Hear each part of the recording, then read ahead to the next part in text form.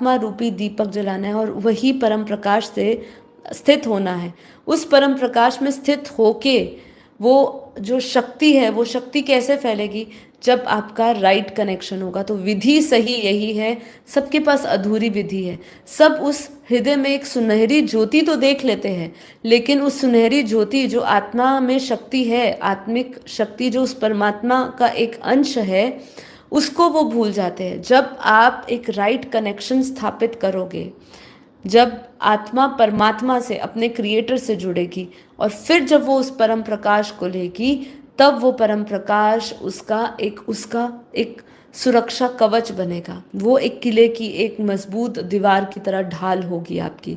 अन्यथा आपका ऑरा तो इतना कमज़ोर हो जाता है कि किसी से बातचीत करी, किसी के भावनाओं में आए, कुछ विचार किया, कोई भी ऐसा व्यक्ति मिल गया, दुखी व्यक्ति मिल गया, आपके ऑरा में छेद हो गया।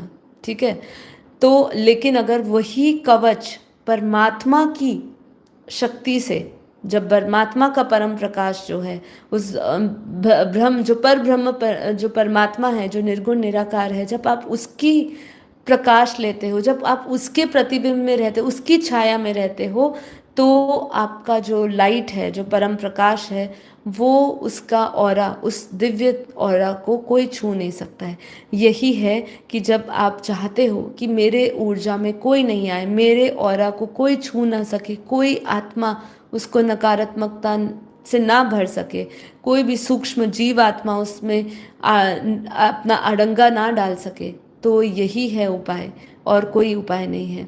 तो हमेशा एक नियम बनाएं कि कम से कम सुबह जब आप मेरे साथ बैठ रहे हैं, या मेरे साथ बाद में मुझे सुन रहे हैं, या कभी भी अपनी खुद की साधना, योग, ध्यान, ज्ञान योग में समय निकाल रहे हैं, तो कम से कम 10 मिनट के योग में अपने ऑरा को सील करिए, ऑरा को लॉक करिए, ऑरा में पावर भरिए, अपने परमात्मा की उस दिव्य ऊर्जा का एक दिव्य किले के समान मजबूत एक दीवार बनाइए, और उस यकीन से भर जाइए, उस शक्ति से भर जाइए कि मेरे आभा मंडल को, मेरे ऑरा को कोई भी डिस्टर्ब नहीं कर सकता है, कोई भी इसकी इसकी शक्तिहीन नहीं कर सकता है, कोई भी मेरी शक्ति को चूस नहीं सकता है।